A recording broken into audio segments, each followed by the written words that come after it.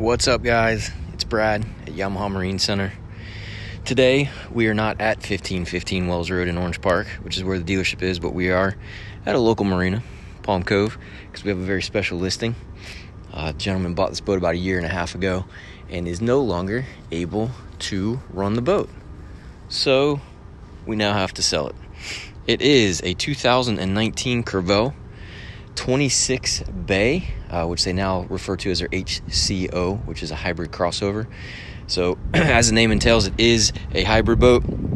To me, it feels a lot like a high gunnel bay boat, but you can see how steep the entry is in front, so it does work very well for the conditions we have in Northeast Florida and almost all over Florida, where you can get into some shallow water. But then if you wanted to take it offshore on a decent day, you can see how steep that entry is, and maybe we can get a good shot in the back.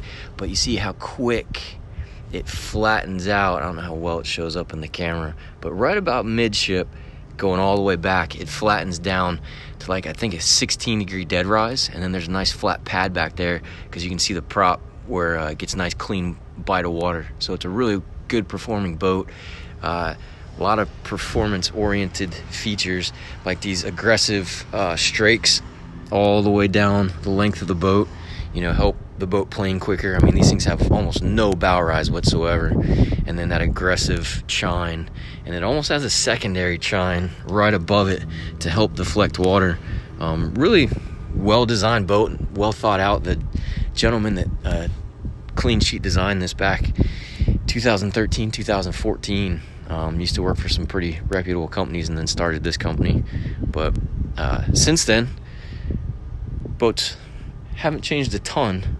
They've just got better. You can see the hull in great shape. It's been dry stacked its whole life, well maintained. I don't have the keys anymore, but I took some pictures, so I'll post a listing on our website below, and that way you can see, there's a little scratch on the hull side here. Looks like not even through the surface, so that should be able to be compounded out. Looks like you just rubbed some PVC or something. But beautiful boat. Volcanic black on sky blue, I think is what they refer to that color, and then a white cap, and then the interior is the coffee and cream Suzuki 350, 73 hours, I believe. Like I said, I'll put it on the listing and post it, but you see the giant integrated trim tabs in there, very responsive. The Suzuki dual prop, so this thing digs. Actually a pretty impressive engine for us selling mostly Yamahas. We sold this one special order with the Suzuki. Full function transducer. It's a Simrad unit, so I'm not that familiar with the terminology. C-Star jack plate, got about 8-10 inches of adjustment, something like that, maybe 12. But strong 350 engine, V6. I was really impressed when we delivered this thing, how quiet it was. But full C-deck kit everywhere on the swim platform, and then you have a little pop-up cooler, which if you don't have the swim platform usually stows the stairs, but for now it's a cooler, which is nice when you're at the sandbar. And then you got a little pop-up freshwater shower. So this company is all about family-friendly fishing, so they designed the boat around that idea, and I think they really hit the nail on the head, especially with this model. Oh, and one of the build improvements they've made over the years has been a resin infusion process. So the decks are still hand laid, but the hull and stringer grid are put in a mold together and then resin infused, so it makes it for a nice solid ride, quiet ride, and structurally speaking, it's a lot stronger than doing a wet layup, hand laid, all that stuff. 2 huge release wells, one on either side. And you can see they got these little standoff pipes, and then they even have, where you put the standoff pipe, a little screen to protect against your bait swimming out, and they're huge. 2 inlet hoses. This does not have a recirc system on it, but it does oxygenate as it fills.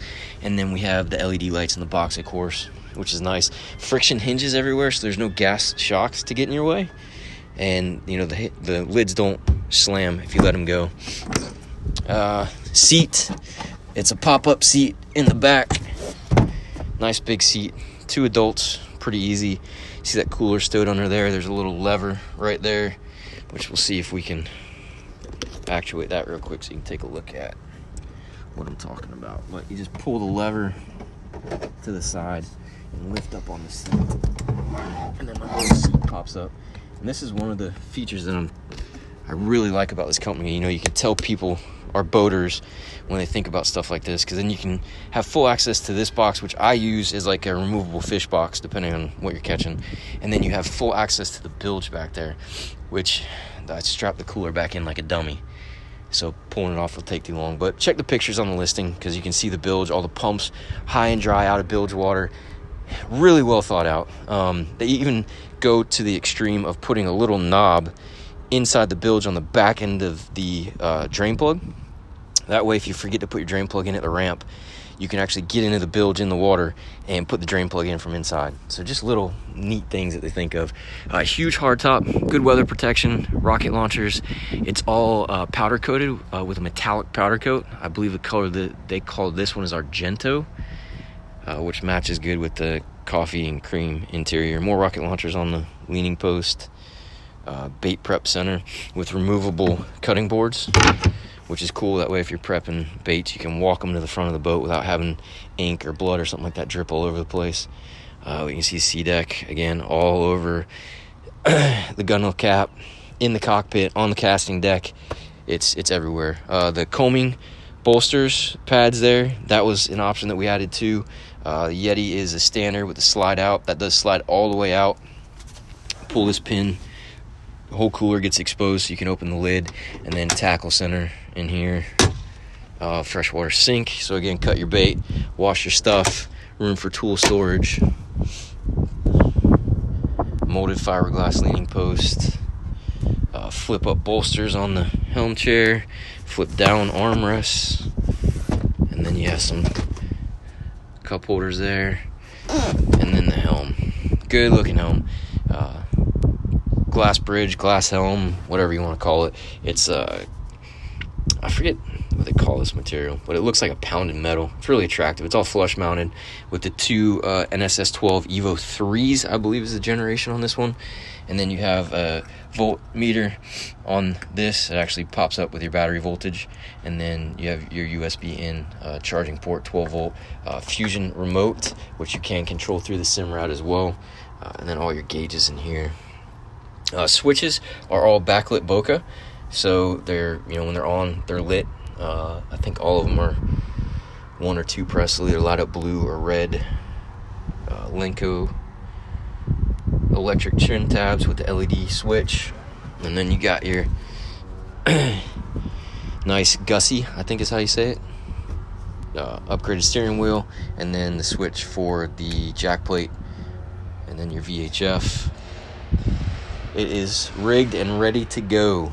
Head compartment, pretty decent size, has a porta potty in there. You can see all the rigging in there is nice and clean, again, up off the floor. And then we got this nice little Crevalle cover on the side to protect all your wiring. And you can see how nice of a job they do tying everything together. It's not a big spaghetti mess back there like a lot of boats. Neiman network, ready to add more accessories. Man, can't say enough about this boat. Got it a great job keeping it up. Hate to have to sell it for them, but big walkthrough to get to the front of the boat.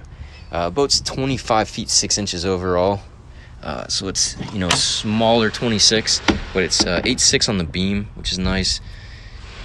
Floats nice and high, but again can still handle some pretty decent conditions out there. You got a little safety storage. You have to use good storage for all your life jackets and stuff. Another live well up front, so you have the 2 release wells is what they call them in the back on each corner. Forgot to show you that one back there, but there's another one there as I showed you on the other corner, and then over here on the front. And this pump actually runs off of the port release well, but you can manually turn it on and off from this nozzle here. So if you're running the back live well and you don't want to run this one, you can turn it off and use it as a cooler or something like that. Floor storage. This is also the storage for the trolling motor batteries. Both your chargers are in the helm, and I forgot to show you the battery switch location because it's pretty convenient. Down here underneath the step, so you get your switch and all your breakers, and then the charger, both chargers, house, cranking, and all 3 trolling motor batteries are right there, so you can plug in, you know, your regular 15 amp extension cord. You got bucket storage in here, which you can see all this cleaning stuff. We're going to clean out the boat, so most of the stuff will be gone. And then the batteries stowed in there that are pre-wired up to the trolling motor and to the battery charger. Like I said, this thing's rigged, ready to go. Don't need to do much else. More storage up here. You can see a little door in there. That storage does make access to the port side rod locker. So if you got some odd size items, you can kind of bend them around the corner if you want. Even more storage in the front of the boat. More stuff. Gotta have stuff. All friction hinges, no gas shocks anywhere. And then we go to the, I believe it's a 60-inch Minn Kota Altera 36 volt. Great trolling motor, all the spot lock technology and all that stuff, and what I like to consider an upgrade of the battery tender switch. Very positive engagement when you're hooking the trolling motor up. That way you don't risk shorting things out, and it's very waterproof. And then we have a partial cushion package on this one. Here's a good shot of the hardtop while I'm up here. Big hardtop, plenty of room for more stuff, radars, all that nonsense. Well, we did a partial cushion package on this one because he wanted to leave the cushions on and still be able to fish the boat, so that's why we left the deck wide open in the middle and the cushions here. I have them aft facing, as you can see, and then that way if you're entertaining, they actually have a little table option now that you can plug in right here, and the table pops up, so you can use these because I'm seated on the forward live well, so you can kind of hang out here and have lunch and all that good stuff.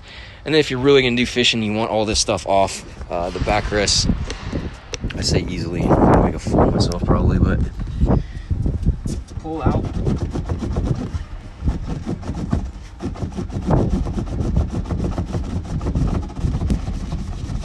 There we go. And then the cushions snap on pretty easily. And then you have access to more sea deck, rod locker. Hopefully that was in view when I was doing that. But you can see 5 rods on each side, more storage, again, stuff. But if you have questions on this boat, we'll have our listing price on our website. Again, I'll put the listing below in the description. But feel free to call Brad or Barton, 904-644-7631. Or you can get us on the website, Yamaha Marine, JAX.com. Thanks, guys.